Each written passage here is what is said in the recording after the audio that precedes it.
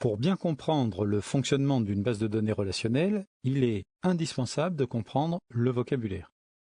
Nous avons vu précédemment qu'une base de données était constituée de tables qui n'étaient ni plus ni moins que des boîtes à fiches, de formulaires permettant de saisir ou de lire les renseignements stockés dans les différentes tables, de requêtes qui étaient des filtres permettant de n'afficher que les informations correspondant à notre demande, et des états permettant une sortie papier.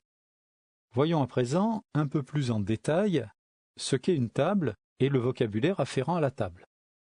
Dans une table, vous avez des colonnes. Chaque colonne est baptisée champ. Dans une table, vous avez des lignes. Chaque ligne est baptisée enregistrement. Dans une table, quand vous souhaitez accéder à un enregistrement particulier, il faut connaître sa clé d'accès. Qu'est-ce que la clé d'accès? Eh bien, la clé d'accès, c'est un champ, comme les autres, qui contient une valeur seule et unique dans toute la table.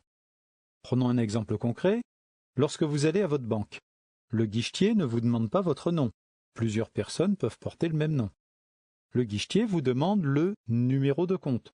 Le numéro de compte est un élément qui a une valeur seule et unique au milieu de plusieurs milliers de comptes.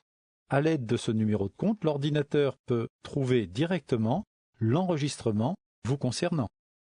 Chaque champ dans une table doit être caractérisé par son nom, son type et ses propriétés. Le nom d'un champ indique son contenu. Par exemple, si je fais une table contenant des informations sur des individus, j'aurai le champ nom, le champ prénom, le champ adresse, le champ code postal, le champ ville, etc. Dans le champ nom, j'aurai le nom Dupont, Durand, Martin, etc. Tous les champs doivent posséder un type. Le type, c'est la nature de l'information que l'on peut stocker à l'intérieur de ce champ. Par exemple, dans le champ nom, le type sera caractère. Dans le champ âge, le type sera numérique.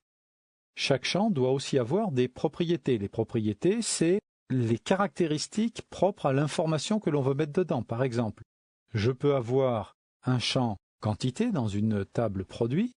Ce champ quantité doit contenir des valeurs positives. Ceci est une propriété. Voyons un exemple concret. J'ai ici une table produit.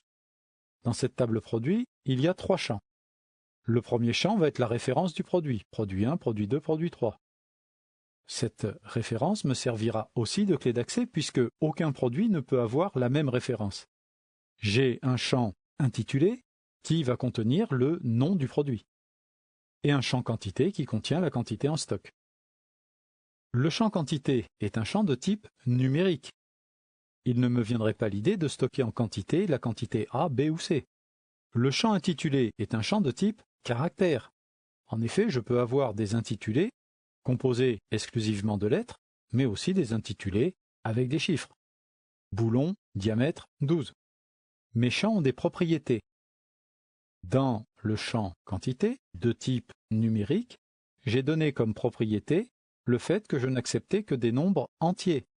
Dans le champ nommé intitulé, de type caractère, j'ai spécifié que le premier caractère de l'intitulé devait être en majuscule.